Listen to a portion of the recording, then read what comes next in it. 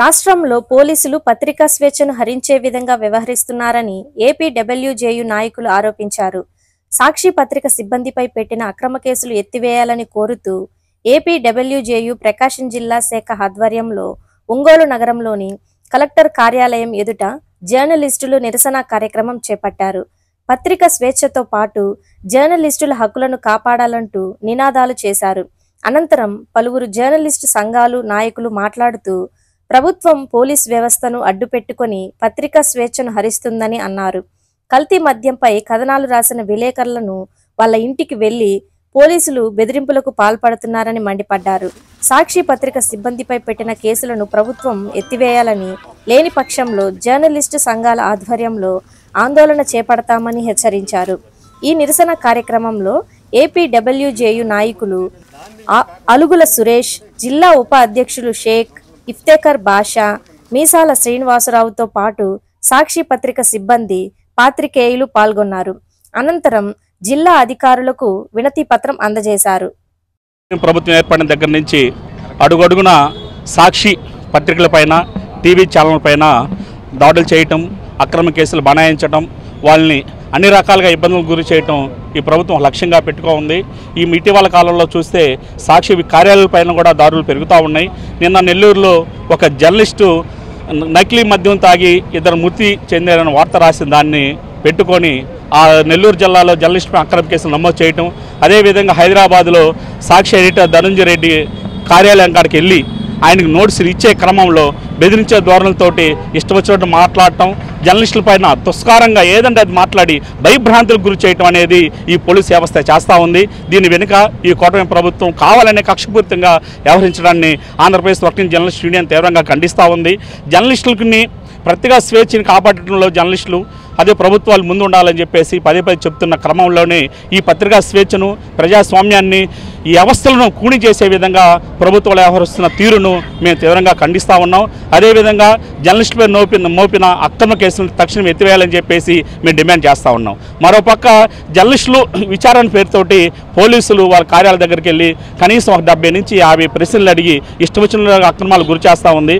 మరో చరిత్రలో, ఈ భారతదేశ చరిత్రలో ఎక్కడ లేని విధంగా ఒక జర్నలిస్ట్ రాసే వార్తని, స్క్రిప్ట్ని, కథనాలని, ఫోటోగ్రఫీని, వీడియోలను కూడా ఈ రోజున మాకు చూపించే మీరు ప్రచురించాలి, లేకుంటే ప్రశ్నిస్తానికి లేదని చెప్పేసి ఆంక్షలు విధించడం పోలీసులు ఇది నిజంగా పత్రికా స్వేచ్ఛను హరించే విధంగా, పత్రికా గొంతు నొక్కే విధంగా ఉందని చెప్పేసి మేము భావిస్తూ ఉన్నాం. ఈ రోజున ఆంధ్రప్రదేశ్ వర్కింగ్ జర్నలిస్ట్ యూనియన్ రాష్ట్ర వ్యాప్తంగా సాక్షి జర్నలిస్టులు చేస్తున్న మద్దతుకు మేము సంపూర్ణ మద్దతు ఇస్తూ ఉన్నాం. మా రాష్ట్ర అధ్యక్షులు ఐవి సుబ్బారావు గారు కూడా అనంతపురం జిల్లాలో ఈ నిరసన కార్యక్రమంలో పాల్గొని ఉన్నారు. ఈ రోజున ఈ ప్రభుత్వం ఇప్పటికైనా సరే కళ్ళు తెలిసి జర్నలిస్ట్ సాక్షిపై పెట్టిన అక్రమ కేసులు ఎత్తివేయకపోతే భవిష్యత్తులో ఈ జర్నలిస్టులు అందరూ రోడ్ల మీదకి వచ్చి ఆందోళనను ఉధృతం చేస్తామని చెప్పేసి హెచ్చరిస్తూ ఉన్నాం. ఈ ప్రభుత్వం ఆ స్థాయికి తెచ్చుకోదని చెప్పేసి మేము భావిస్తూ ఉన్నాం. ఇప్పటికైనా ప్రభుత్వం కళ్ళు తెరిచి అక్రమ కేసులు ఎత్తేయకపోతే భవిష్యత్తులో జర్నలిస్టుల ఆ ఆగ్రహానికి ఈ ప్రభుత్వం గురికాక తప్పదని చెప్పేసి మేము హెచ్చరిస్తూ ఉన్నాం. కూటమి ప్రభుత్వం వ్యవహార శైలి చూస్తుంటే మనకి ఎదురు ఉండకూడదు. మనం ఏం చేసినా సరే అది ప్రజలకి నిజాలు తెలియకూడదు. మనం చేసిందే నిజం, మనం చేసిందే పద్ధతి, మనం చేసిందే రూలింగ్ అనే విధంగా వ్యవహార శైలి ఉన్నట్టుగా మనకు అర్థమవుతుంది. ఎందుకంటే రాష్ట్రంలో 1.5 సంవత్సరం నుంచి కేవలం జర్నలిస్టుల మీదనే కేసులు పెట్టడం, జర్నలిస్టులను ఒక గొంతునొక్కే ప్రయత్నం చేయడం, జర్నలిస్టులు రాయడానికి ప్రయత్నిస్తే ఇమీడియట్గా వాళ్ళు ఇళ్ళకపోవడం, బెదిరించడం. ఒక రకంగా ఈ జిల్లాలో చూసుకుంటే పర్చూరులో ఉన్నటువంటి ఒక చిన్న వార్త రాసినందుకు సాక్షి జర్నలిస్ట్ని, టీవీ 9 జర్నలిస్ట్ని స్టేషన్కి పిలిచి మరీ బెదిరించి చేసినటువంటి పరిస్థితి ఉంది. మీ మీద అక్రమ కేసులు పెడతాం, తక్షణమే మీ వీడియోలన్నీ కూడా డిలీట్ చేయండి, మీ వార్తలు బయటికి వెళ్ళడానికి లేదు. ఇలాంటి సందర్భాలు రాష్ట్ర వ్యాప్తంగా ఉన్నాయంటే అంటే ఏదైనా రైతుల పక్షాన రాస్తే, లేకపోతే ప్రజల పక్షాన రాస్తే కల్తీ మద్యం కేసు అనేది ఏంది రాష్ట్ర వ్యాప్తంగా ఈరోజు చర్చనీయాంశమైంది. ప్రభుత్వమే చర్యలు తీసుకునే పరిస్థితి ఉంది ఆ పార్టీలో ఉన్నటువంటి వ్యక్తుల మీదనే. అలాంటి తెలుగుదేశం పార్టీయే చర్యలు తీసుకున్నటువంటి పరిస్థితుల్లో అలాంటి కల్తీ మద్యం మీద వార్తలు రాస్తే సాక్షి జర్నలిస్టును టార్గెట్ చేసి ఇళ్ళకి పోవడం, నోటీసులు ఇవ్వడం, స్టేషన్కి తీసుకొచ్చి విచారణ జరపడం. ఇప్పుడు ఇవాళ నెల్లూరులో బ్యూరో ఇన్ఛార్జిని 60 ప్రశ్నలు వేశారట. ఒక చిన్న వార్త రాసి ప్రజల తరపున ప్రజలను అప్రమత్తం చేసే ప్రయత్నం చేసినప్పుడు 60 ప్రశ్నలతో వేధించాల్సినటువంటి పెద్ద అంశం అది. ఇదేమైనా సిబిఐ లేకపోతే ఈడీ దిగాల్సినటువంటి ఒక అంశమా? చిన్న కేసుని 60 ప్రశ్నలు అంటే వేధించడం తప్ప ఇదేమవుతుంది? భయభ్రాంతులకు గురి చేస్తే ఆ జర్నలిస్టు మళ్ళీ వార్తలు రాయకుండా పోతాడు. మనకెందుకు వచ్చిన గొడవలే, స్టేషన్కి పిలుస్తారు, వేధిస్తారు, మన ఫ్యామిలీ మెంబర్స్ని ఇబ్బంది పెడతారు, ఇళ్ళకు వస్తారని ఒక ఇబ్బందికరమైన పరిస్థితి వచ్చిందని మానుకుంటారని అనుకుంటున్నారేమో. అది మాత్రం జరగదు. జర్నలిస్టులు అనే వాళ్ళు ఎప్పుడు కూడా భయపడరు. వాళ్ళకి కావాల్సిన వార్త, వాళ్ళకి రీసెర్చ్ చేసిన వార్త ఖచ్చితంగా రాసి తీరుతారు. సోషల్ మీడియా కూడా విస్తృతంగా పెరిగింది.